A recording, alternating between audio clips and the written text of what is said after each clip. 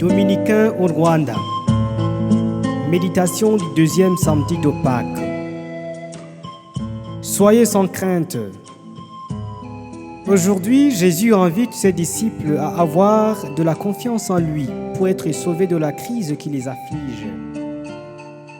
Après le banquet miraculeux fait à la foule affamée, Jésus passe la nuit à prier à l'écart. Quant aux disciples, ils partent pour une autre ville, à Capharnaüm, par une voie maritime où ils ont rencontré bien de problèmes, tellement qu'ils ont peur que Jésus les ait abandonnés. Ils sont dominés par les forces mauvaises, ils sont coincés dans l'obscurité, dans les tempêtes, et ils ne sont pas capables d'avancer.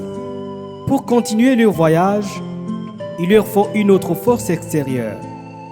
C'est à ce moment-là que Jésus leur vient au secours avec son pouvoir, afin d'apaiser les peurs des disciples et de les délivrer des maux qui les empêchent de parvenir à leur destination.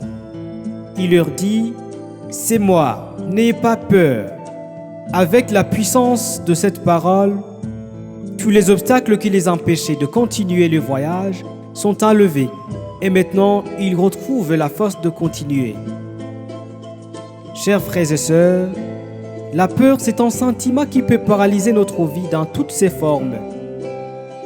Elle nous prive de la paix intérieure sans épargner celle de l'extérieur.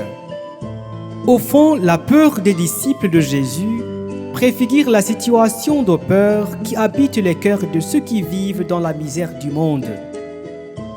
Il y a quelque temps que dans tous les coins du monde, nous sommes plongés dans une situation de la pandémie de Covid-19.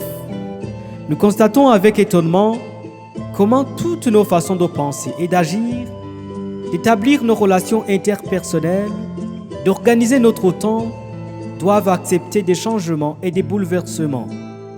Ce que traversent les familles aujourd'hui, qui se vivent dans les différents milieux de travail, qui touchent les cultures et les sports, qui affectent la politique, la religion et l'économie, traduit une face négative et déplorable de la pandémie, marquée par les peurs, les inquiétudes, la détresse et l'angoisse. Nous ne sommes pas certains du demain. Donc, la vie dans toutes ses formes semble être bloquée. Cependant, en face de toute crise que nous puissions rencontrer, le Seigneur Jésus ne nous abandonne pas. Il est toujours là, avec nous. Il nous dit de ne pas céder à la peur. Il nous appelle plutôt à la confiance en lui.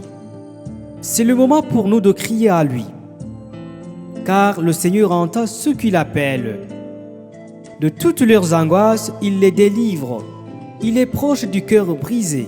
Il sauve l'esprit abattu. Alors, prions pour que le Seigneur rende ferme notre foi en lui, maintenant et pour les siècles des siècles. Amen.